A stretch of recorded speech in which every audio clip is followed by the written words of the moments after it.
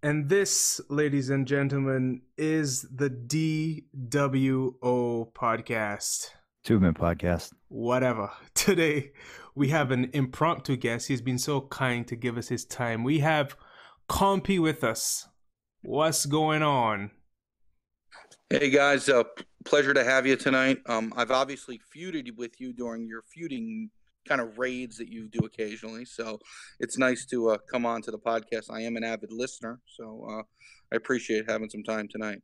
Well, awesome, Compy. It's good to have you here, and I think you, I don't know if I actually have gotten a chance to tell you this, but so early in September, whenever Sting came out, I, like everyone else, went after him, and that went disastrous. It was horrible, just absolutely terrible.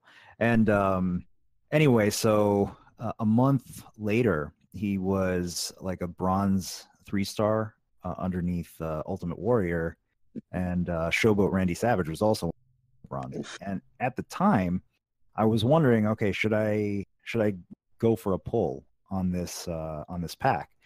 And I didn't know much about Savage or Warrior, and not many people had either of them at the time.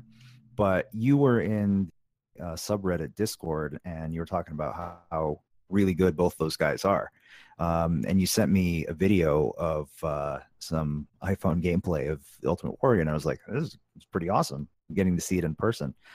This is before there were any gameplays on YouTube for him. And so I decided to do a single 30 pull, and I got both Warrior and Sting on that. That probably wouldn't happen without you.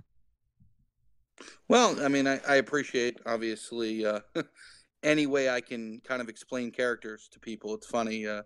That's, for me, that's what I enjoy the most about this game, is kind of being able to dissect characters and, you know, the more unique ones. I mean, anybody who's seen my videos have seen, I'm not doing a video of Brock. I'm not doing a video of Baylor. I mean, they're mindless on how to play. It's really looking at a character and the various ways to play with them, and that's more fun for me. Thinking Man, like the new Undertaker, which somebody I know on this podcast just pulled today. It was so awesome. That was me. Actually, you know, now that I think about it, my best ever 30 pull was a result of you. And I literally opened my last milestone, last gold tomb, last pull on the gold tomb was the 3-star Undertaker, right as you joined this podcast. As soon as he hopped in the channel, you pulled Undertaker. I mean, to be fair, it was about 17 seconds later. So, you know. But, yeah, I mean, he's a great guy. And you'll see when you go through it. I mean, first of all, with the Blitz coming, I wouldn't level up any of his moves other than the black submission and the purple trap move until we know what the Blitz is. Yeah. That's a good point. Okay. But, you know, full out, and I think Choli, I mean, kind of my brother from another mother is Choli. He goes by TJOLI. He's kind of the godfather of the tier guide, which is now seen on the website and Right. was community tier guide. I believe he's done a video. Basically, we put our heads together about 6 weeks ago, and we kind of realized that, you know, due to our ridiculous gambling problem that we probably have at gold every major character in the game. So we might as well do videos to complement each other. Mm-hmm. And I'm here certain he released his Undertaker video 2 days ago. So everybody here can take a look at that. You can see, I mean, he's like Razor, who I've done, where, you know, he's not going to be turn 2 or even necessarily turn 3, but his win percentage is going to be a heck of a lot higher than most turn 2 guys, just because nobody's getting MP on him. You know, there's silent gems everywhere. Yeah. You know, and you'll be in a situation to win at an extremely high percentage turn 4. And I think that's part of what people have to look at, you know, in terms of looking at various characters. Well, there's win percentage, and there's also how really what win percentage is super important, but what's also important is how much health they walk away from the game with. That's where a guy like Undisputed Future is so great, because he's got 2 or 3 ways out of a bad board, and you can beat several equally talented guys without him losing a lot of health. But I think Undertaker is the only guy that's got silence gems, so they're not going to get MP. He's got a submission move, so they're again not going to get MP, or they're going to lose MP. Mhm. And he's got a health steal as part of the trap gem, so he can Yeah. regenerate health. Like all those put together, he seems like a nuisance to kill. No, I don't disagree. I mean, it's why I compared him a little bit to Razor, who, you know, Yeah. I mean, Razor, I like Razor in the fact that you have the silent gems and you have the trap gems, which you can either put together with the submission, because obviously they're going to break it, or you can just kind of hold the submission until you need to use it. And it's a 5-turner, which is serious. You know? Yeah. That's So- and it's what is it, 6 MP or 6 or 7 for a 5-turn submission? It's brutal. Yeah, it's a 6-turn. So I mean, you run Sting with him, and that's kind of a win percentage. And they've gotten smarter. And I know Jeff came on that podcast in October and kind of talked about, you know, some of the innovative movesets he's come through since the Right. zombie. And you know, that's one way where you can run it that way with Razor, and then if you're in a feud, you can run, you know, purple, red, purple, and that's it. You can win turn 3 there with that. You know, and that's a bit quicker, but the percentage might be lower. But if you're feuding and you're propping, what does it Right. matter? You know? Yeah. Well, you can see why, audience. We love listening to Compy. If you are not subscribed to his YouTube channel, absolutely go subscribe. He has some awesome tutorial videos there that are just fascinating. You could just listen under the tree of Compy for quite a while, learning tree. So, but before we get any further, why don't you tell us a little bit about yourself? What are you all about? Well, I mean, this is really my second kind of venture into the mobile gaming community. I grew up playing sports. I played college baseball at Lafayette, which is a small Division I college baseball team. I think out of the 345 Division I teams, we're about 305. So, but it counts. I can say I played Division I baseball. You know, it is what it is. You know, Yeah. but yeah, I mean, so I was involved in sports actively growing up, and then I went straight to law school. I've been an attorney. I'm 37 in a week or two. So, I mean, I've been practicing for years. So that's what I do on the, you know, on the professional end. You can kind of see it in the videos. I'm analytical, you know, Yeah, and very. that's where that comes from. It comes from, you know, the legal background. And by the time I was a junior in college, my father was running a fairly large company, and there was a hostile takeover. They 51%, a small minority group, bought it on the stock exchange, took over. He got wiped out, and literally the CEO, CFO, CO, everybody got gutted. You know, it is what it is. You know, and he turns to me and goes, "Joe, be a professional. You know, that way, even if you're doing your job, you can always hang a shingle, and you can always, you can always be employed." And Mhm. I just awful at science, and I was like, okay, well, dental school is just not an option here. And I was taking some cake government classes, and I was like, oh, well, kind of great. I'll take the LSATs, and that's kind of how I went on my way. But that's where I am professionally. Personally, I'm married. I have 2 kids from my first marriage. My current wife, she's 5 months pregnant. So Congrats. thank you. It's a perfect ingredient to feud because she's asleep by 8 o'clock at night. Nice. And when I went back to execution in November, I was a pretty staunch opponent of the feud time. And I recall saying to Calvin, I was like, listen, you know, I'm coming back. I'd like to go back, and, you know, I missed the Discord with you guys. And, oh, by the way, my wife's pregnant, so I'm going to be able to feud like a madman. So that at least is open for at least the next 4 or 5 months, right, guys? I mean, she'll probably be wanting to go to sleep the whole time next fall. So this might extend even further than that. There you go. Yeah, with a new But baby on the way. Yeah. I think the real question is, what is the new baby's optimal moveset? Eat, poop, sleep. Yeah. Now, what's interesting about that is we call it, because we use voice a lot in my current faction, we call it roboting. And literally, when you asked the question, you came in as a robot. So I have no idea what you just asked. I asked what was your baby's ideal moveset? Oh, well, I mean, everybody knows that generally speaking, you know, it's Sting doesn't have a whole lot of use, so we need like a, you know, it needs to be like a red, yellow, maybe. I like that. You know, I mean, Sting doesn't really have a whole lot of use. We need to make some use out of Sting, I think. I wouldn't mind that. So, but yeah, I mean, that's my personal background, and I think being in a mobile community, I'm not used to the, you know, the man behind the cloak kind of, you know, and it's been an adjustment where, you know, with people referring to themselves as, you know, their screen name all the time, and, you know, almost, you know, having a fictitious, you know, personality, if that makes any sense. Yeah, Right. yeah, yeah.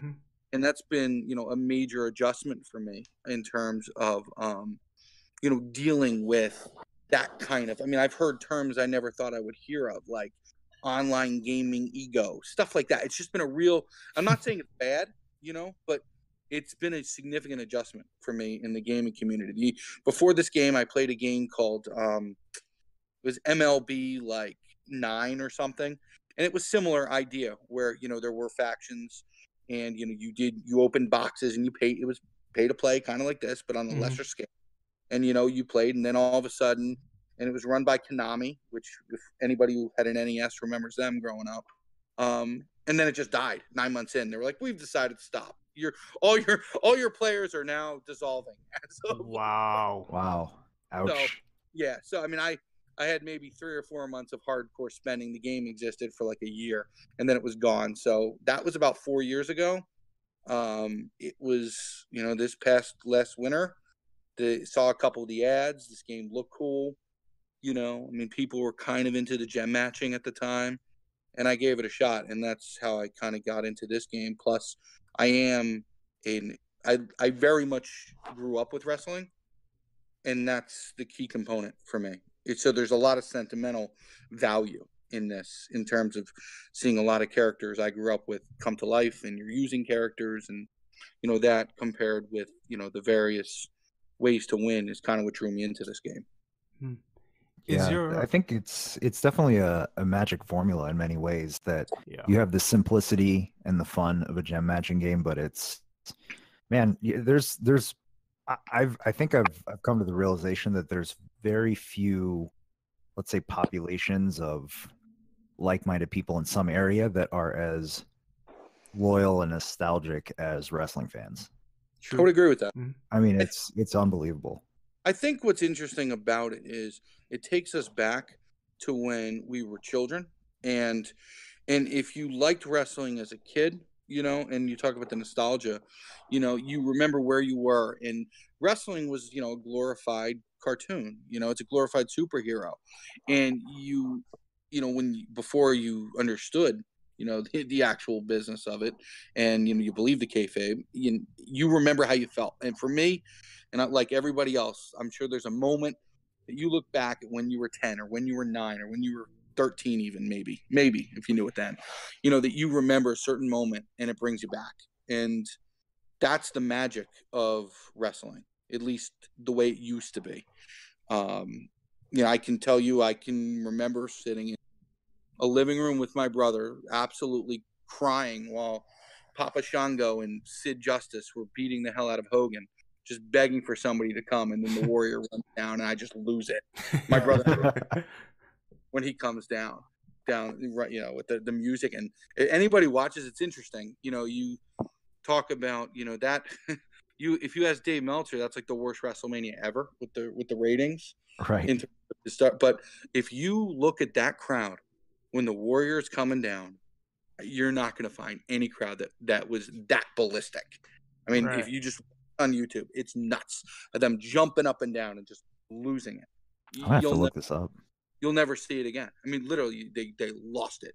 Yeah. So, I remember the moment, but it's really fascinating going back and like watching the things that you remember, kind of either conceptually or just the feeling that you got watching as a kid, and going back as an adult and watching and saying, oh wow, that was so much better than I even thought it was back then. And then other things that are like, Wow, that was actually really bad. I mean, I just Yeah. wonder when I watch it, and I've watched that specific clip a lot, as I just kind of referenced here. I mean, the timing too, from an announcer perspective, right before, I almost wonder if Heenan was the one who hit the music, because literally he goes, "These fans can't help him. He don't have a friend left," and then boom, the music hit. Like, It's perfectly timed. it was I'm almost wonder if like he's the one who hit the music, Right. or the director's like pointing, knowing that that's how it went. But yeah, I mean that's the magic of wrestling, which then draws us into this game at least, and that's where I hear some people talk about, oh well, there's all these new wrestlers that are the new megas.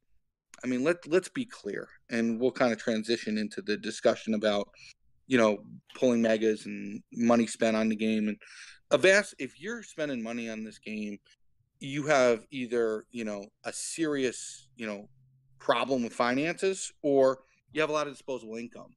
And anybody who has a lot of disposable income, generally speaking, is not, in most cases, in the 15 to 30 age bracket. So if you're marketing for guys who have the ability to spend significant amount of money, the newer characters are not going to pull for it. I mean, I'll just right now. I mean, so You're not going to pull for Elias? he might Not be the the only same. one. Maybe him, yeah. But it's true though. Like Legends era, and that's where you're going to get the biggest return, I think. And it also helps that a lot of these new gen characters, the newer ones that Jeff's made, are so good that when you're talking about Luger and Perfect and now Undertaker, it's like you've got some Razor, you got some great characters. And the caveat to that is, at the end of the day, if it's a creative build, even a guy like me will do 3 to 5 pulls. And DDP right now, I hated DDP, but as he stands, even though they apparently have reduced his gems by 2 from 8 to 6, he's a fun character. He's a top 4 attack right now, assuming he doesn't get changed between now and Friday. Right. So, that's the only way to counter, nostalgia, is if you make it a real creative build, then I think you'll get people pulling, in the more elder age bracket, so to speak. Do you set a limit for yourself when you go for mega pulls? I'm sorry, what'd you say? Do you set a limit for yourself when you go for mega pulls, like how many you do per character? I categorize it. I mean, there's no limit on one guy. I mean, generally. So, there's a no limit. Then there's, if I'm real heavy on a guy, I mean, generally speaking, and this is kind of the understanding, and most of the guys who are in my faction, we talk about the mega pulls before. We kind of we go on voice just like we're doing it now, and we talk about how good he is. We kind of categorize him, and we do have almost a peer support group where it's like, listen, I know you like Jake the Snake, but he's not a great character, and we're all kind of in the same financial head where not worth 7 pulls, he's just not, at that point. So we do kind of support each other, and that's some names people know in the game, like the Armageddons of the world, and Choli, and we have a group of about 10 guys that kind of talk. Wolf and I've mentioned, like we kind of talk about how good these characters are and what's a reasonable return. Part of it is, and I guess some of the understanding of the newer players is, you got to understand the odds are 1 in 10. 1 in 10 mega pulls is the odds to pull these characters. So if I'm when you say 1 in 10, you mean 1 in 10 30 pulls? Yes, 1 in 10 30 pulls. Right. Thank you for clarifying. So basically $1,000 worth of pulls for an average case of getting the one featured mega.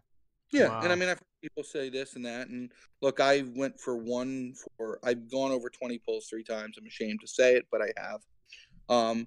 That being said, I've also had a streak in January into February where I pulled 4 straight megas on the first 30 pull. It evens out. Wow. And included in that was a dupe Cactus Jack, and I pulled a Booker T in the undercard on a Seth. So in 4 30 pulls, I pulled 6 megas. So I mean, it does kind of even out. That being said, as I said, I've had over 20 pulls, sort of like Gerson. People bring that up. I mean, I've been over 20 before, so it kind of evens out back and forth. But yeah, we categorize them. I generally think if I'm not willing to spend $300 and give myself a fair shot at a mega, then I shouldn't pull. I mean, that's really how it kind usually 3 to 5 is a safe area. You know, I mean, I think the most I've gone without hitting on a guy and just, you know, going to the you know, or else is, you know, about 9. I did 9 for Piper and missed. And, you know, so, you know, I think once you hit 10, and that's just mental, it's mental for everybody. Different people have mental blocks. There's a certain point where you're at kind of a point of no return. And that's dangerous, you know, but at the end, everybody kind of, it's a self-control issue. You know, everybody kind of knows what their number is. And you're kind of at that point, in terms of the big numbers we're talking about here, as you're saying, you know, if you're at $1,400, you know, without the character, at that point, what's $1,800? You know, once you cross that line of you're laying out a whole lot of money for a character, you know, it gets dangerous. I mean, I know there was, when I was in execution, there was an individual during the sting, and I don't talk with him, so I'm not going to name names, but he did 34 pulls. Oh boy, 34. Yep, I believe it. yep. Good God. Yep. So, you know, and that's the, you know, you go down the rabbit hole, and it's dangerous. So usually you just want to try to avoid it. And like I said, you know, whatever the comfortable number is before, you know, you're just not going to say F it and move on. And you know, but that's the odds. You know what you are going in. It's an issue of being an adult, and, you know, stopping yourself at a number that is uncomfortable. And I think that's where some resentment and understanding people don't have in this. Now, question though. So recently, as we know, the odds masked, right? And there's no reason to believe that they're different than what they used to be. But let's say 4 stars come out. There's a shift in the game economy. We don't know. Well, let's be clear. I can tell you, I look at the code, the odds are back. They're back. Yes. Yep. Okay. I can definitively tell you, as someone who reads the code and was gracefully taught, and I'll give him a shout out. Timmy Tebow taught me how to read the code. So I know how to read it, and a bunch of us now, like Brian, who's brought it up before in his podcast, you know, I talked to him, and now a bunch of us can all read the code thanks to him. So wonderful. So thanks for Tim. Yeah, I can tell you it's in there. That's good. It's back. It's there. I haven't seen the individuals in terms of the scaling. And what's interesting, and you talk about masking, the coins were masked. The red, you know, the coins that we just had, the recent coins, those were masked. I have so the coin mega was masked. I have the New Day. No idea. None.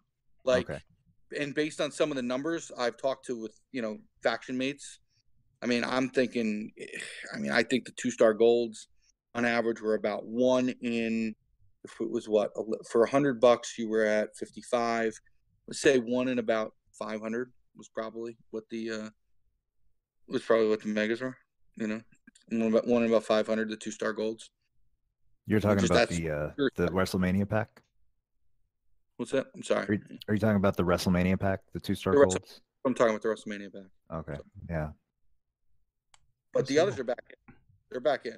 Okay. Well, see, I think that's a place where, okay, once you know what the odds are, and granted, unless you're kind of an educated player, you're not going to know about the guide and that sort of thing. But at that point, you're probably also not spending that kind of money. If you're spending that kind of money, you're probably looking at learning more about the game. So if you know the odds, yeah, like it makes sense. We're all adults. We should know when to stop. But at the same time, you know, it's good that you guys have the support group and talk about it ahead of time, so that, because once you can set your expectations ahead of time, you give yourself less of a chance to get stuck into that situation where you're just rage pull. Nothing good ever comes to that. I mean, I can tell you right now, almost every mega pull on a Friday, I'm on the phone normally with Armageddon, and we're normally just kind of talking to each other. All right, stop, or whatever. It's beneficial, you know. So, you know, it's kind of, it keeps you in line. You know, you just have to sometimes remind, like you said, the rage pull, and that's the danger here. I mean, it's a thumb. I mean, where else are you going? Where a thumb, you're boom, $100, $100, $100, you know, and it's the thumb, it's dangerous. But, you know, and even and I think part of the reason that some of us in it, I mean, there is an element of gambling in it, and there is that high of pulling the rare character, you know. You can definitely get down a rabbit hole a little bit, kind of just, I mean, just you gotta, I mean, it's a group, I mean, we don't name it that. I lost a bit of what you said. You were roboting for me. Was he roboting for you, Vengeful? Yeah, he was roboting for me too. I just basically said, you know, at the end of the day, you know, the community helps people stay in line, and Yeah. you know, and keeps you, as you said, just because it is so easy. It's so easy to just put your thumb on your phone and boom, there's $100 gone. Yeah, it really is. You can buy the next pack before you even process what just happened or didn't happen.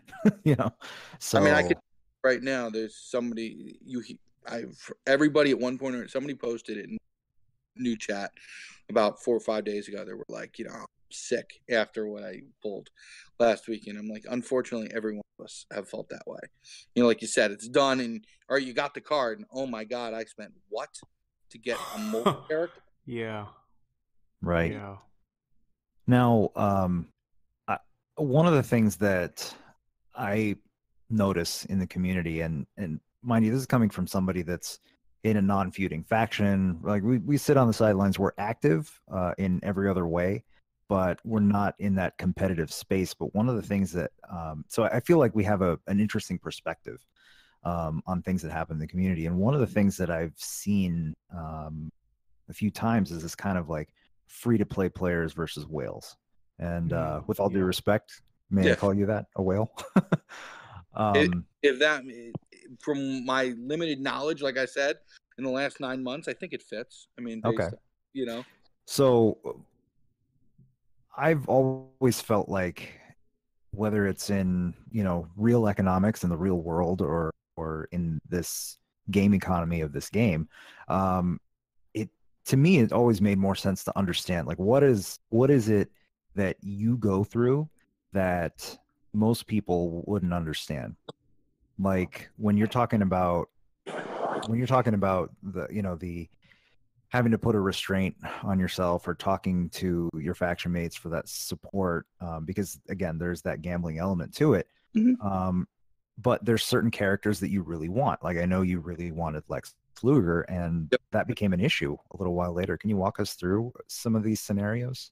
Yeah, I mean, obviously, you know, everybody's budget's their own, and I think that's the first misconception. You know, I mean, and you see certain things, and you know, if for somebody $100 is a lot, for another person $1,000 is a lot of money.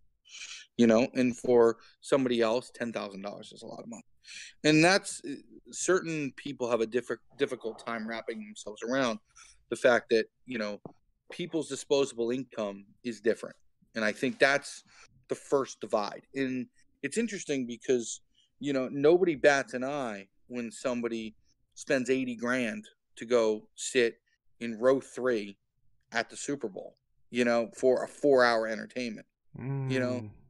But, you know, if somebody spends significant money on a mobile game, which every day they're playing 5 hours, you know, and it enhances their you know, their gaming their entertainment experience, it's the worst thing in the world. And I think that's where it first starts, the divide, in terms of, and I think there's certain resentment for people in terms of the people who can spend the money and can't. You know, it's, and I think, but that's true in society as a whole. If we just look at it, you know, I mean, there are people that, you know, that don't necessarily take well, you know, the guy who can walk around and flash. I don't think it helps either that, at least in society, it's, there's a lot of some people at one end of the spectrum have a lot of personality quirks, which make them very resentful too. You know, I mean, they got there for a reason, and generally speaking, they got there for a reason because they're a prick, or Right. Yeah. you know. But I think that as a whole, the understanding that the free to play sector there is a limit, kind of as we talked about, and just because I can do 7 mega pulls and you can only do 1 a month. I mean, is there an ancillary benefit? Yeah, there is, but we still have to play the game. You still got to grind. All we're doing is giving ourselves a better chance at a certain character. I don't, generally speaking, most of us as a whole, we don't buy resources. We grind it. I mean, I'm at like 210. I think Big Papa Brian's at like 240. Wow. Mr. Bane is at like 250. Yeah. I mean, Bane has won 2 of those, the Dove events and stuff. Right. He sat out this one. He just didn't see the value in it, and I don't blame him. But I mean, he's grinded more than anybody in this game. So, you don't get to 250 by cutting a check. No, you can't. And that's some of the understanding, where it needs to be understood that, at the end of the day, really most of this money spent is to have new characters. Most doesn't really give you that much of a leg up. Plus, let's be real, we've been dead-ended since May. I mean, I got a 3-star golds in May of 2017. So it's not like you can get much further. Right. I didn't get Seth till like 2 months ago. So, I mean, you're not guaranteed to be better or few better or do anything better. And that's a misconception, I think, among a lot of free-to-play people. And I think a lot of it comes from resentment. And, especially when it morphs itself into, you get into a danger zone when you start having free-to-plays that put in time for feud, as you brought up. And then you start, giving away rewards that other people earned. And I think that's where some of the divide all play, especially, in execute. Yeah, so tell us a little bit about, like, specifically with Luger. I remember it was like he came out as a brand new mega, best powerhouse in the game, and was it 6 weeks later he was a feud prize? Yeah, at or about. Luger came out on the 2nd week of December. I remember because I was at and I pulled him at the Christmas party and couldn't even say a word. Looked at my phone, just kind of smirked. Went to my best friend Sam. I was like, I need a drink. I showed him because he's one of these where he knows the game, but also knows he's a compulsive gambler in terms of like the DFS stuff. He's like, I've already got one game where I'm putting money into on my mobile. Yeah. So he's like, all right, let's get shots, let's get drinks. So we went there and then I mean, obviously I was excited to have Luger. Then 6 weeks later, how much did you spend to get him? Believe it or not, I actually hit him on my 2nd pull. Wow. Okay. Yeah. So but you had gone on a dry streak for 1 for 27 for Razor in November. 27. Yes. 2,700 That's pulls. the most I've 2,730 pulls. Yeah, that's the most I've ever done. Yes, and believe it or not, it actually was more technically first, and there was some double charging in Scopely, who everyone likes to hate, and look, they are hateable. But Scopely sent me an in-game message, and they said, "Listen, we show that you paid for 6 30 pulls and weren't credited. Please go to iTunes and request the chargeback." So I give them hell because I thought it was 4. They wrote back. They said, "No, it wasn't 4. It was 6. So go back." So I give them a hell of a lot of credit. So it actually was a lot worse than that. Wow! In the moment, it was worse than that. Yeah. Yeah, I mean, so I went for 1 for 27, and then I went and remember I mentioned Piper, followed that up with an 0 for 9 for Piper a week later.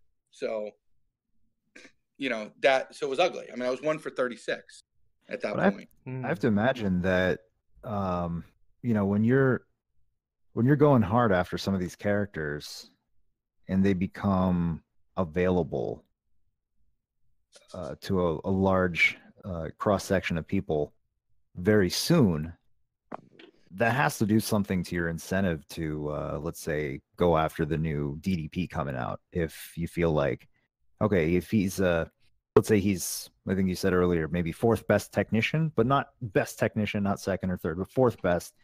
Maybe there's a chance he becomes, part of an easier to obtain rotation or a feud prize in the near future. It's got to do something to your willingness to plop the money down up front. I'm sorry, I lost you in the last piece there. Well, basically, that it's got to do something to your incentive to want to pull for some of these guys if you know that they're going to more than likely become readily available. Well, that's why. And yeah, I mean, most of us kind of, when that period of time occurred where you had Luger, you had Sting. Remember, we can't forget they gave away Sting on a feud reward too. Right. They had Luger, they had Sting, and then they put Doink in the vaults, all within a period of like 2 weeks. And the coins came, and you had guys like Steel was in the coins. I mean, you had these characters where, like you said, I mean, we're spending thousands of dollars pulling for these guys, and they're readily available. It's a problem. I mean, and as a result, it definitely did bring down our cap. Because you got to believe, you just it was a bad business move. Period. I mean, but yeah, it's definitely soul crushing. I'm not gonna lie to you. And it certainly makes you think twice before. I mean, I can tell you right now, I haven't done more than 3 pulls since that debacle, the Luger, Doink, whatever debacle. At a time. I haven't done more than 330s at a time. Does it make you feel that these business moves take it for granted that the whales would always spend for characters? I don't necessarily believe that. I think part of it has to do with the fact that the free to play, or as we call it, kind of cheap to play, the guys who pay for the little stuff, they're a lot more vocal than the whales are. I mean, Okay. They're just a lot more vocal. And I mean, anybody who jumps on the Champions Twitter, they jump on the Champions Facebook pages. You jump on, you jump on Reddit, which is kind of a cesspool for that. They're a lot more vocal, and I think, they were trying to appease that group. And I think at some point, if you even, kind of listen to the responses and how people continue to not appreciate anything they do, at some point there's going to be an understanding that no matter what you give that community, they're never going to be satisfied. And and I'm hopeful that there's some step in that direction. Don't get me wrong, there's more than enough guys who don't spend on the game, and I don't care. I help everybody equally.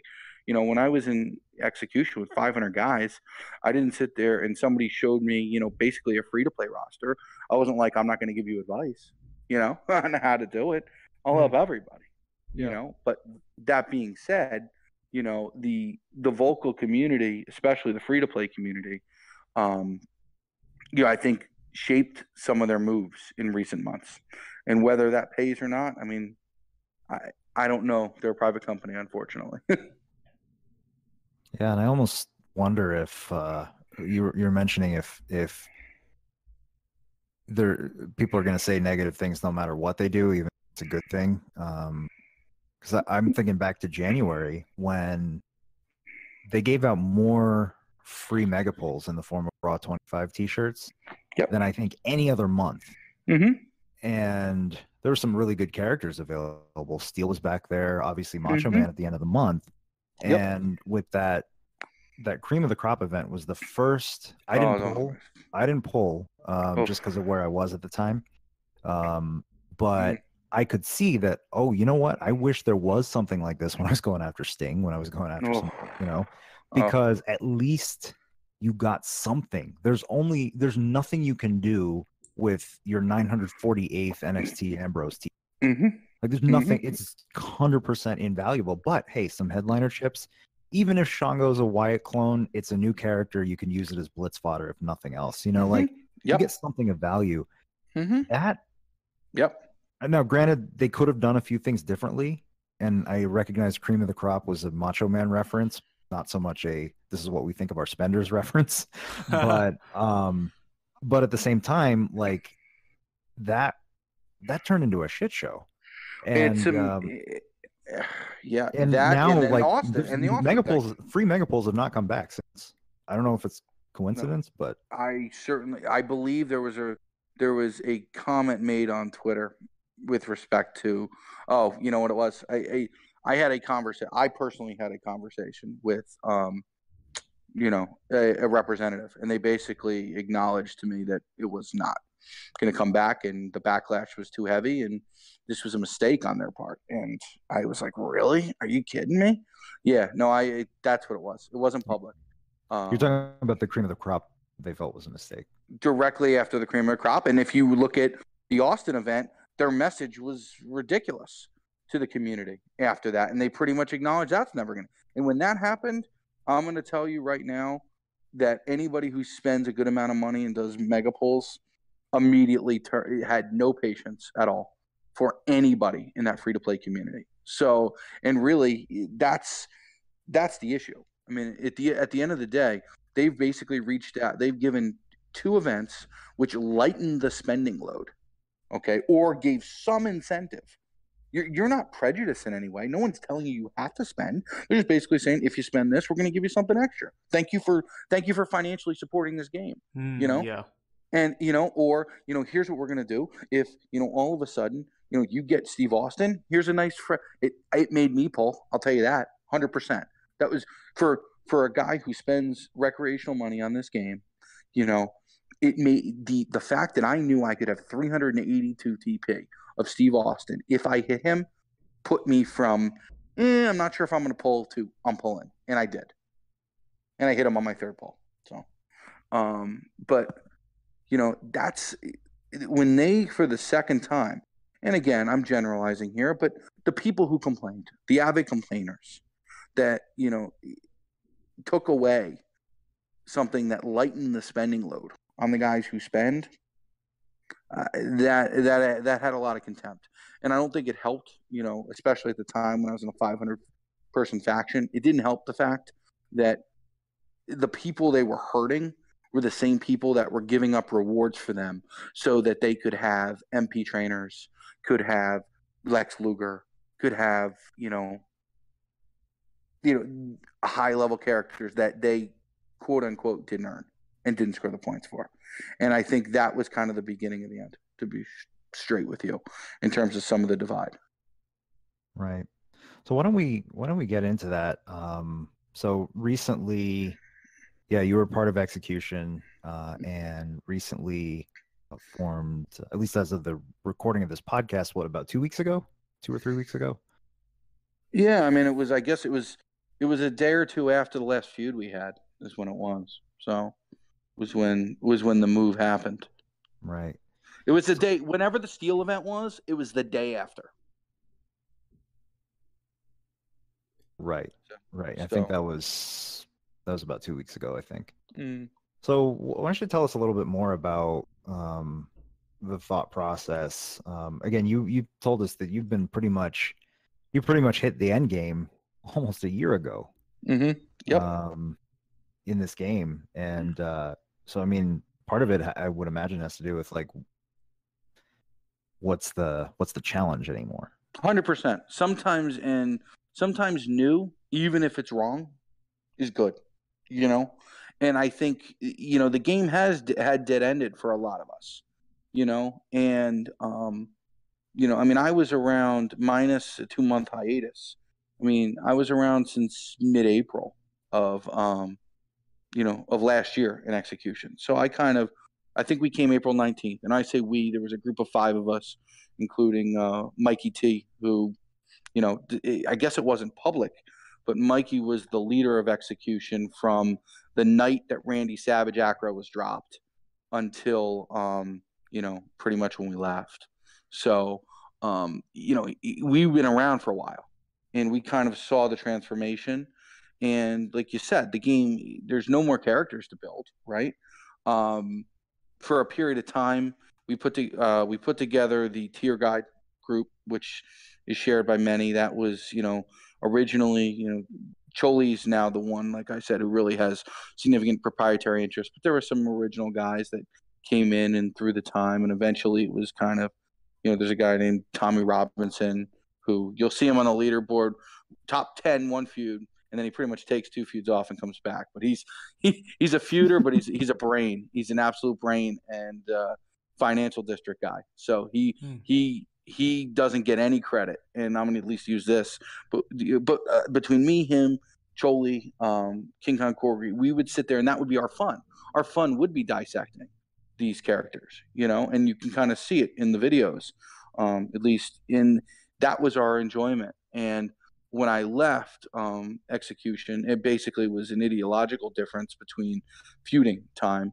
And I was in Purple Cobras, and it was nice. I mean, it was fine. Guys were nice, but I didn't get that banter in X, and I didn't get the opportunity to discuss characters. And Mikey T brought me back, and Calvin was, bygones were bygones. We came back, and it was fine, and everything was fine. And at the end of the day, when you're winning by 60 million in feud, which is on average typically, and you can't improve your characters, eventually you just kind of want something new. And I think that's really all this was about. It's something that, something that's yours, and something where, and I think that's really what New Hope's about. And it was a new challenge. And, even if we fall on our face, it is what it is. It's something that's ours, and we fell on our face together. And I think that was really the basis behind it. And, that's why, we're trying something, and it's not because of any discontent per se. And I think that's why, we've established, we've established a congenial relationship with Execution. No one's jumping on Reddit and bashing them or doing anything like that, at least as far as I know, and, that's kind of what we're trying to do here. Just try something new. And, we're hopeful. I mean, our expectations for each other are high. Feud will provide a challenge, and, hopefully it'll work out. And if it doesn't, again, it livened the game up. So, I mean, we can almost blame Scopely for not releasing 4 stars for it. Right. So right. I think it makes sense, because we were talking a little bit before the show about the aspect of it being yours, and kind of a real life example of that too. And part of it, I think, is so actually one thing I wanted to clarify was, are you one of the founders then of New Hope? All right. We have a group of 9 on the council. Okay. Per se. Okay. The driving, I was one of the original 9. I'm in the 9. It's myself. Really, if we have a chairman of the board, I would say it would be Mikey T, who was the leader of Execution. And then if you kind of look at the secretaries, it's really, Cotton Tech and M. Wolfson. And then we all kind of, those are really the foundation, I would say. We don't give ranks. This isn't an army or anything, but, and then, it's the rest of the council is myself, Big Papa Brian, Mama B, Roger Mortis, and Armageddon. So, and Dicers. Those are our 9. And, it's an interesting blend, in terms of, we have some guys that were there from the start, like Wolfson was at the start of Execution, Dicers was at the start.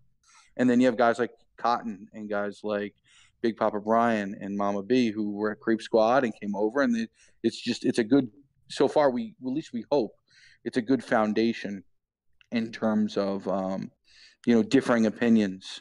And I think what's also important, and this is something that, it may not have existed elsewhere. Every single person here has at one point or another finished in the top 10 overall in a feud outside of Dicers. And I'm sure he will eventually. So we kind of understand what it's like to be in the trenches. Right. And we kind of understand what it means to devote 24 hours to 23 hours. It's not rotations. It's literally, we call it psycho feuding. We're literally devoting. Is it healthy? Absolutely not. And even Calvin acknowledged that. It's not healthy. It is what it is, but it's what we choose to do, and there's at least an understanding there that if we're talking policy on people, we hope they can at least understand, look, well, Armageddon feuds 23 and a half out of 24 hours. If he's doing it, he at least understands, what demands, what not demands are. So he understands the real life consequences of feuding heavily. So I think, his input is instrumental to everybody else, because no one's going to sit here and say, you don't understand. You know what I mean? You're telling me to do this. Who are you? Because you're talking about the guy that with like consistently the highest feuds. Yeah, I mean, he's legitimately the highest with, and I can state this, if he's been beaten for one reason or another. I think the one time he didn't win, his father passed away, and he was at his father's wake or funeral that night. I mean, other than that, I mean, he's pretty much won every single individual feud. So, I mean, it's coming from a place where he's been there, Right. So go ahead. I was saying, so would you say the culture of this new faction is basically an elite gathering of players where iron sharpens iron? I mean, I wouldn't necessarily call it elite per se. I mean, we have guys who don't have high-end rosters. I think they're important, but is it like-minded people who, spend on the game, play a lot on the game, care about the game, like to talk about the game? Sure. But we also, generally speaking, and, this is the back end on it. I mean, most of us have, a real life, I mean, it's, Maltrix, who's in it, he's a heart surgeon. Like, Bane owns a pharmacy and is in law school. Like, I mean, we have real life. So at the end of the day, we'll feud hard, but we're not going to feud hard every feud. And, it's life's okay, and I haven't mentioned him. I mean, right now it looks like we're going to have a feud in a week and a half or so, I think they said. dWo, who's a high score, always is, he's moving. We're not asking him to go anywhere. He feuds as much as he can. It is what it is, So, I mean, I think it's a balance between the two. Well, at least giving us a challenge. It's something to chase, Right. Yeah, because there's nothing given at this point. Like you've got now, maybe I don't know exactly, who. I haven't looked at the rosters to see, who's in execution proper versus yours versus Grim Creepers, but I would imagine there's a lot of question marks with this next feud. It's going to be pretty exciting to see. Yeah, I mean, we're interested. I mean, it's going to be an interesting dynamic, because I can tell you, I mean, we founded this based on these principles that, and there's not a feeder faction, and therefore we're not rotating anybody. So I'm interested to see how that'll play.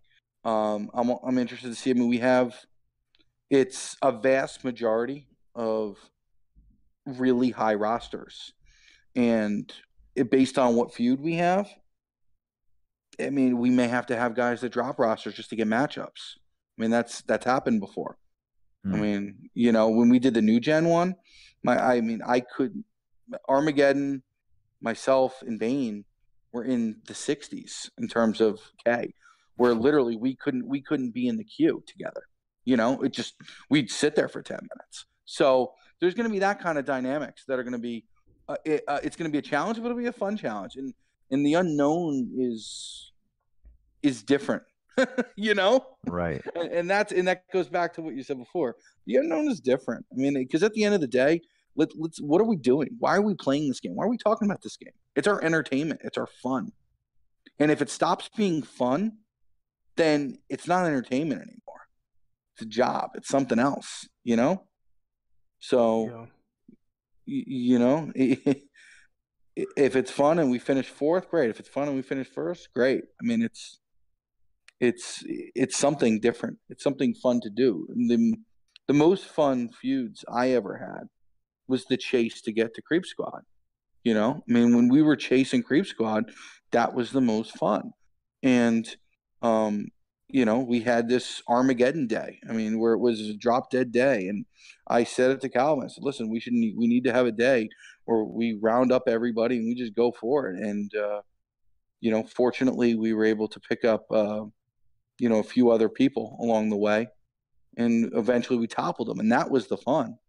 and the powerhouse feud, we were losing by 12 million. That was the fun. And, I think that's part of it. And it's always evolving. The game needs to evolve with us. And, kind of factions aside, I think some of the frustration from the player base, and I'm sure you guys agree with me, is it seems like they're going halfway with certain things. Like the gear chips. They gave us gear chips. Why didn't they do gear? Where's the rest of gear? 6 weeks ago, they had these perks, but they're not using them. Where are the perks? Right. Yeah. There's a lot of half-baked things. Exactly. Think of the potential. And there's potential with both of them. Because if you put the perks and then you're really shifting, gears in terms of whether it's feud or whatever, if you're wiping out gem damage 50%, holy shit, you got to do something different, right? Yeah. Or you're knocking down MPs. And with the skins, again, I'm not into tech, so I don't know. But at the end of the day, you want to throw a WrestleMania Warrior skin at me, and you kind of reference it before. I'm a huge Warrior mark, so I'll spend whatever it takes for that. Right. Get me him in a singlet like SummerSlam '92. Oh yeah. There's a lot of opportunity there. It seems like they're kind of going all over the place, and I question to some degree. Just I don't think people realize how much a license costs, and that there aren't a team of 50 guys working on this game. Right. And I think, if they just stick to it, my concern is that if they don't, a lot of us are dead-ended, and if they don't do anything to get some movement, look, this is a nice challenge. It'll keep us occupied for 6 weeks. But if we're not getting 4 stars, what am I doing? Where are we going? Even if perks was better developed, I thought gear chips were totally dead. Then in this WrestleMania event, all the milestones have gear chips. Why?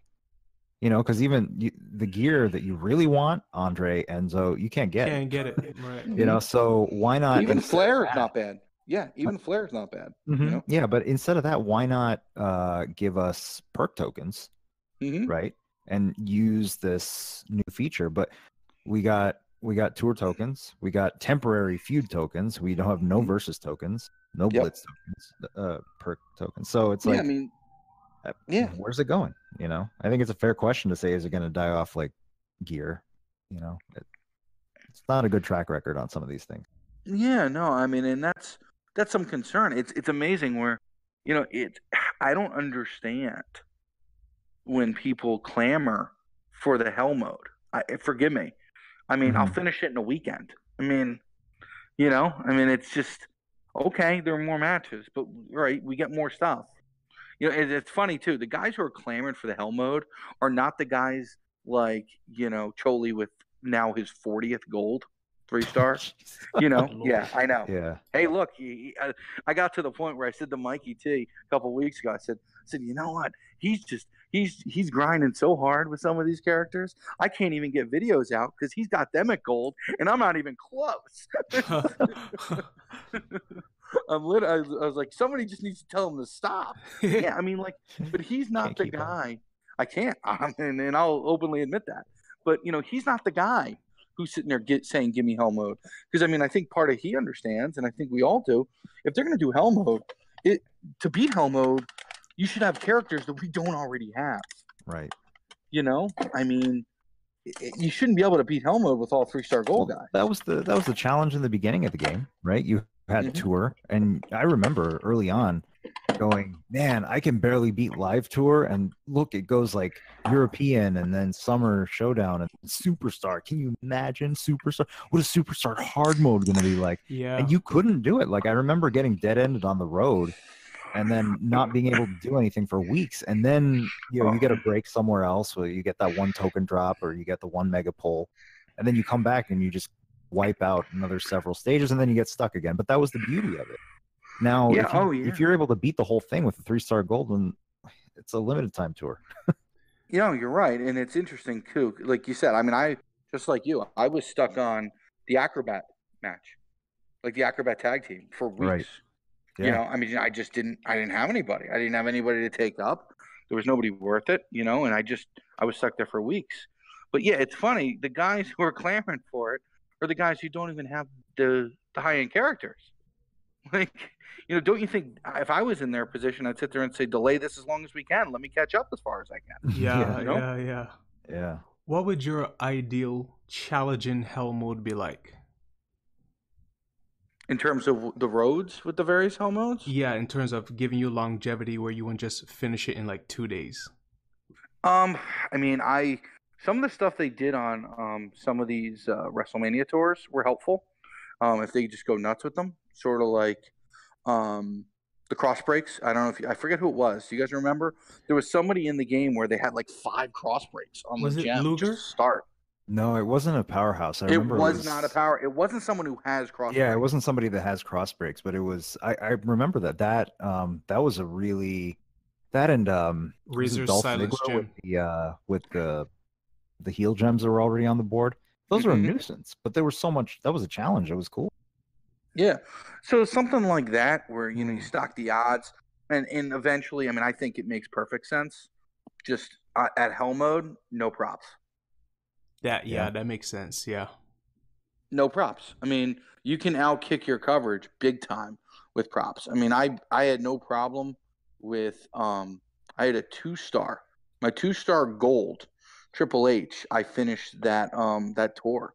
You know, what's it called? I beat an 80-80 with a 2-star gold Triple H. Wow. Wow. Yeah, I mean, and I threw my max gold dust on him, you know, so I just churned those green moves, you know, because I'm getting 45% move damage every time, you know. Right. I churned the green moves, and then I made sure that I had one Shango down, and I had his green moves fed his finisher, hit it a few times, and that was that, you know. So I mean, it was, you know, that's props. I mean, that's the issue with props there. You know, I think you ban props or you do it like feud where it's one. You know. Yeah. Or you get one to get yourself out of a jam. But that's it. But that's it, right? So you can't really outkick your coverage too far with only Right. one. With only, you know, you can. It gives you a little bit, but it's not going to let you. I mean, think about that: 2-star gold to a max gold striker. That wasn't even a max gold striker. That was. Oh yeah, he was like 150, right? Yeah, he had 150 health. Like that's an insane amount of health. Yeah, he was like 150 health. It was obscene. So that's true. That shouldn't happen now with the 2-star gold. You know, so I mean that's part of it. I mean, so that would be ideally for hell. I mean, I'm just not. I don't think hell's going to make or break the game. I don't understand why people are really clamoring for it. You know, I mean, it's just at the end of the day, the progression of the characters is what's going to make the game. Yeah, I think the 4-star release in general could break the game. There's so many elements to it. Like you've got to. I would imagine the characters that are going to stay that way because they're not getting worse. But you know, you have a chance to take, let's say, Warrior, right? Yes. And you take his. Right now, you know, red 2, purple is a pretty good move set, right? Mm-hmm. But imagine if you do red 2, yellow with Enzo, and you know, and then let's say the new yellow 2 is like a destroy cross break gem. It is. That is what it is. The system. I think I showed it to you. Yeah, I think. Okay. I've data mined it. Well, that's exactly what it is. I'd like to take credit for something they already did, but they didn't consult me. I thought of that on my own, I swear. But yeah, I mean, now all of a sudden he becomes a hell of an awesome powerhouse. So you know what it is? No, let me restate that. It's his red, so it's the other way around. Like you said, you'd run Sting now. It's red. It's the red move is the break. So he's got a third red move. Yeah, his 6th move. So his 5th move is something else. His 5th move has changed. His 5th move is, as of now, again, we all know everything's going to be changed. Right. But it's something like change multiplier gems into crossbreak or something. Oh, okay. That's useless move like that. Exactly. But his 6th move is break crossbreak up to 3. Yeah. So that's a devastating move right there. So I think the move moves are going to be a big deal, but I think also just the game economy in general. Like, is it going to be 1,000 cash per mega pull for 0.1%? I know. Because if that's the case, that's going to be a problem. It's tough enough as it is, as we talked about earlier today. What are you going to do with the enhanced packs? You can't sell me on a $100 enhanced pack with a 3-star gold token. It's got to be a 4-star gold token, and on down the list. So I think that's really going to be a big. They got to make a lot of decisions there, because I think if you make it too expensive, I don't think it helps. But at the same time, if you make 4 stars the new 3 stars and 3 stars the new 2 stars, then what happens? Like, all that effort that we put in earlier just becomes cheapened. I don't know. Yeah, I mean, the other issue too, I think, there's a categoric problem that the matches are too fast. Period. Absolutely. Yeah. So the issue you have is, the one way to solve that is, you obviously at 4-star, you increase the health exponentially. Okay. The problem you have there, and even as someone who spends money, that gap, it's just going to be unfair for us, the guys who can jump up to 4-star. You know what I mean? So it'll make the batches better eventually, but are you going to turn off enough of the guys that can't jump up to 4-star that they're just going to say, forget this, I'm going to go find myself another game because I literally can't compete. Right. Right. That's the thing. Because even if you look 2-star gold to 3-star bronze, you're dealing with about an 11 to 15K health, difference. It's not completely unmanageable. The only way to fix the situation right now with the health situation in terms is literally to double them, I think. Or at least if you're talking about a regular guy at 110, you got to make them like 160, 170 minimum. Yeah. It's tricky. It's tricky. Yeah, it's going to be it'll make the game better if everyone buys into it. You almost wonder, maybe one way to do it is, you release 4 stars and you give everybody in the game 1 free enhance. Something like that. It's that way, at least somebody has somebody on the same plane. Yeah, or maybe like a Cena fuse up or like that. So there's a variety of ways to skin a cat here. It's an unmanageable task, because no matter what they do, it's going to piss somebody off. Oh yeah, that's inevitable. That we can guarantee. I just saw. Have you had an opportunity to see Brian's video? With respect to, Yep, just did. New characters are nice, but again, it is what it is. The open all, it's more convenience. It doesn't change the game at all. Adding another faction-based event, I would consider to be a good thing. It just depends in terms of what it is. But there was nothing in there that was, this is going to really change the game. I think you guys would agree with that. Yeah. And ironically, I think, at least in my perspective, you're talking about the matches being too short. This past, I guess this is the second week that Versus is like this, but with that new MP trainer bug where the opponent gets your MP trainer. Yes. Yeah. But the other side thing is they don't have their MP trainers. So I've been playing Versus with 3-star golds that don't have my MP trainers on them currently, and I've been having so much more fun because it's just old school. Like, matches don't end on turn 2. You have to be a little more strategic. You have to be a little more thoughtful. And I'm thinking, for Versus, a game mode where you cannot use props, why not just ban the trainers as well and just have it be straight mono a mono? That'd be interesting. Hey, look, it's creative. Like you said, I agree with you. I used characters that I knew I wouldn't be having MP trainers. So, like you said, I was using Macho Showboat. That was fun. Using him. Nobody's using Enzo. So I was using him. I just took up NWO Nash. It was a lot of fun. Wolfpack Nash. Yeah. Nobody's using Bray. So, he was a lot of fun. And like you said, he's best case turn 3, best case. And because, you're breaking stuff, you're doing all kinds of stuff. He's He's not a quick guy, but it definitely let you use characters, and it made that grind to 4,000 not nearly as painful Oh as it yeah, normally is.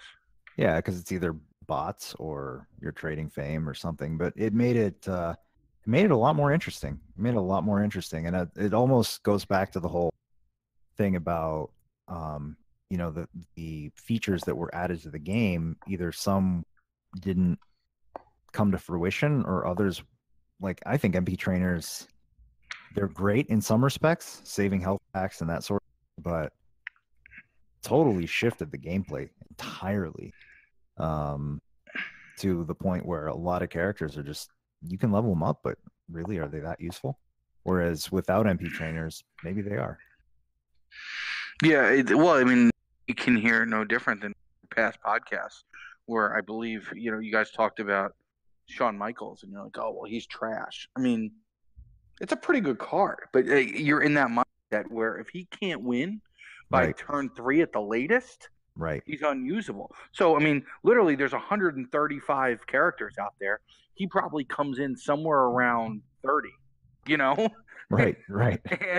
and it's like, oh, well, he's trash. We can't do anything with it. Yeah. I mean, I was talking to somebody today, and they were saying how, Y2J is the worst character in the game. And I said, are you kidding me? I mean, That would be look, vengeful. you saw that? It was, I mean, literally, if you play it right, and I'm not suggesting this, but I'm saying if you want something different, and I'm going to do it. I've talked about it for like 6 months. So I'm going to take him to gold eventually. He's up to silver now, thanks to these enhancements. At Right. gold, he gets You're an running out extra. of people to take the silver at this point. Yeah, right. I mean, he gets an extra countdown gem. And I want to talk about that as soon as I talk about this. Yeah. But he gets an extra countdown gem. So all of a sudden, he goes from and his decrease countdown time goes from 3 to 4, which means that as long as it goes off, if you hit that second green move, the countdown gems go off instantaneously. So turn 3, if you run Lawler on, which, oh, well, I have Lawler here. Well, you know what? If you have Steel on Seth, then, Lawler's pretty much free. I mean, unless you want to use Stardust or whatever, but you get my point. If you want to mess around and have fun, you can put Lawler on him, and then you can either put Steel on him just for fun, or you just put on, let's say, Cesaro. You get you turn 1, green match. Turn 2, Lawler, you put out the moves ready because it's a 5 charge, or rather 6 charge. So you put out the 2 countdown gems. You hopefully get a second green match. Turn 3, your green move decreases the countdowns by 4. So with it at 4, the board will blow up with 14 green gems on the board. Wow. 2,100 apiece. That's not bad. I mean, that was kind of the idea why I thought DDP would be awesome, because we were looking at, with ADR, 12 on the board. Right. That's a ton, but now he's 10, which is still good, but with cross breaks on, but it's nowhere near as awesome, Right.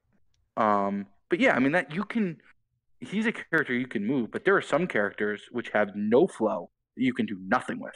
Tell me how to win with Braun Strowman, powerhouse. I have no idea. Or as I found with the WrestleMania tour, Big Show and Edge are not a lot of fun to use at all. At least at 2 stars. Oh my God, wasn't it awful? Oh, no, Big Show. I had them. His moves were so weak. I trying to remember what I used. I definitely used the move. I have him at 5,000 because he goes on Honky Tonk Man. So, okay. But I think I had him at 5,000, and it was still, I think I had to use move damage for sure on him.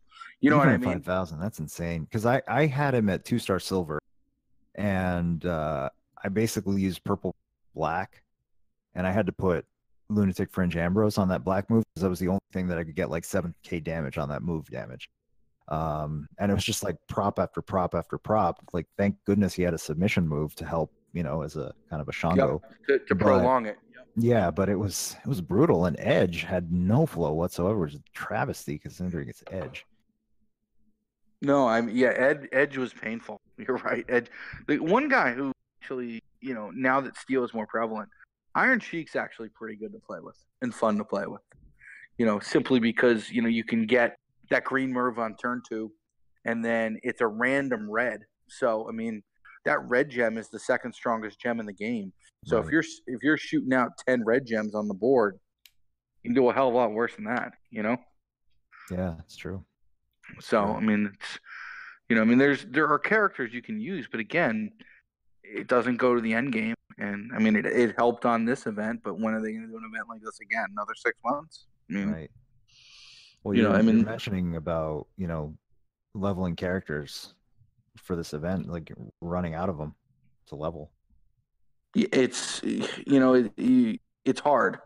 It certainly is hard for the event. I mean, it's especially with the talent ups. Like, I do have enough guys. I'm not a big believer. And talk about, spending money and whatnot. I don't believe in buying the 1250 packs right now, as prevalent as the 4-star tokens are being given to us. Mm-hmm. So, I mean, I did buy them the last time, but that's the first time in like 6 months. Spirit of full disclosure here. So, I mean, 4-star tokens do jam you up a little bit. I have a bunch of tricksters that I just have no slammies for, and I'm a big believer in, with the amount of golds I have, if I can't take a guy to gold, I'll just leave him alone. He's not going to do anything for me. So Trickster Bray eventually will get up. The Undertaker eventually will get up. And this is for those listening. If you have 3-star Undertaker, do the trap move and do the submission move. And hopefully, if Blitz is run like it always is, you should be able to cruise right on through. Cool. Sweet. Just keep it unleveled when you guys know the trick, right? I hope. Yeah, Absolutely. Yeah, so just keep it unleveled and flip it on. And so, I mean, it's not going to be as obvious as actually it will be. If you get up Jeff said that they put move damage on the trap gems like Razor. Right. So if he's unleveled, most of the time the boss is at about 9,500 at or about. Mm-hmm. So as long as you have, if you put Bray on him, you'll have the submission will be ready to go. You get one match. You do Bray and Woods, one match on the purple, boom, trap gems. The guy will be warning, boom, submission, game over. Right. It's awesome. So, it's I'm not even going to begin to speculate what the reward will be for that streak blitz. Yeah. But I mean, the problem we have is something, you guys probably can speak to too. The issue we have is like what their perception of great rewards is versus the active players' great rewards is obviously much different, because 2-star, they still think there's a whole lot of value to 2-star chips, Oh, please. Yeah. The 2-star gold, bane of our existence. It's unbelievable how many of those we get. There's no use for them whatsoever. Hey, I'm 0 for 600 on like Dude Love. So. Oh my gosh! Wow. Yeah, I still don't have them either. But yeah, it's unreal. So I mean, what they do, I don't know. I mean, they could just give us another tomb. I wouldn't put it past them. Yeah, right. They're so limited. They're so limited. If they were smart, they would basically take all the characters that Undertaker beat that are in the game, like all the WrestleMania guys. Oh yeah. If they were smart, it would be a box where you have a 3-star bronze of every character that Undertaker beat, plus the 4 Undertakers. Yeah. Plus the 4 Undertakers. And, that would be why it's limited. What other reason? If you beat it, you get a 3-star. I love that. And it could be a 3-star Cena Acrobat, Boo. Right. Or it could be, a 3-star Undertaker Phenom, which is an awesome card. Yeah. And incredibly underrated. We're finding out more. Or a 3-star CM Punk that we don't have yet. Yeah, right. Well, Compy, I think we're gonna have to wrap this one up, but this has been a very insightful conversation, as usual, as I expected. Love to have you on here again at some point. I mean, I'll be more than happy. Obviously, I think there's a lot of great minds that are in this game, and whether it's an opportunity with some of the other faction mates, maybe myself and Choli talk a lot, and like I'll say there may be a value to having maybe bringing one of those guys on too, to have their time, because what's great about the group, and I'll end with this, is that we all engage in banter and we argue with each other about characters and strategies, and we never cross the line to make it personal. So that's the key, I think, in maintaining the respect and still having the banter. But I appreciate the forum. We're as looking forward as you guys to hopefully come back, and we're anxious to see where we fit in the feud perspective, and we're going to hope to continue to get out as many videos as we can. As some of your listeners may notice, they're integrating our tier list into the WWE Champions Guide.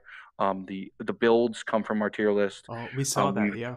We decided we put together a checklist, myself, Brian, Tommy Robinson, and Choli, to try to do videos on every character we have at a minimum of 3-star silver. So excellent. Hopefully we're going to be able to get a whole lot of content out to you guys to show for the guys who don't pull megas and want to say, how do I use Batista? I mean, I've gotten more requests for Batista than I have for anybody, I mean, really? Look, guys, some guys don't have the mega powerhouses. There's a bunch of them, but right. I mean, some guys don't. So we're going to try to, get that content out, and hopefully, as always, feel free to reach me. My in-game is Compamania. I post Compy75 on Reddit. And in Discord, I'm Compy75 as well. So any character questions, don't hesitate. But awesome, thanks again, guys. Thank you. Thanks, buddy. Well, this has been another awesome dWo podcast. 2vement podcast. Yeah, whatever. We want to thank Compy again for coming through just off the fly. Wasn't scheduled, no questions prepared. This was just regular conversation. So again, thank you so very much for coming through, and we had a very informative, great time with you. Peace. Okay, so 2 things I learned from now on. Every time I do a mega poll, I need both of you on the podcast channel with me. One will not suffice. I think Compy was the horseshoe as soon as he came in. It was within about 25 seconds. Yeah. It was really, yeah. It's like my game was like, oh, I smell a whale approaching. I smell a whale. I must spit out. Oh my gosh. I just got to the 238,000 milestone copy. That was the last tomb, the last pull of the last tomb. I just saw the flash. That's and I was so like, awesome.